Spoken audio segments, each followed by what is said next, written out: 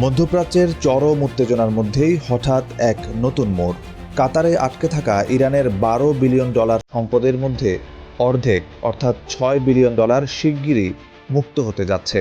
আর এই দাবি খোদ ইরানের প্রেসিডেন্ট মাসুদ পেজেশকিয়ানের। রাষ্ট্রীয় বার্তা সংস্থা ইরনায় প্রকাশিত এক বিবৃতিতে পেজেশকিয়ান একে ইরানি জনগণের জন্য একটি বড় বিজয় বলে উল্লেখ করেছেন। কিন্তু প্রশ্ন হলো, যখন পারস্য উপসাগরে একের পর এক হামলা আর যুদ্ধের হুমকি চলছে, তখন কিভাবে সম্ভব হবে এই অর্থছাড়?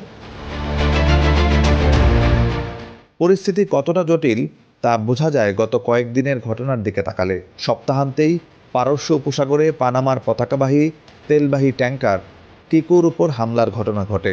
অভিযোগের তীর ইরানের দিকে। মার্কিন প্রেসিডেন্ট ডোনাল্ড ট্রাম্প তীব্র ক্ষোভ প্রকাশ করে সামাজিক যোগাযোগ মাধ্যম ট্রুথ সোশ্যালে সরাসরি হুমকি দিয়ে বলেছেন, পরিস্থিতি বেশি দূর গড়ালে ইরান আর টিকে থাকবে না।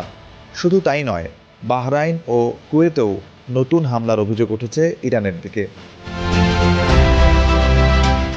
হামলা আর হুমকির কয়েক ঘন্টার মধ্যেই যুক্তরাষ্ট্র ও ইরান প্রযুক্তিগত পর্যায়ের আলোচনা এগিয়ে নিতে সাময়িকভাবে উত্তেজনা কমাতে সম্মত হয়েছিল।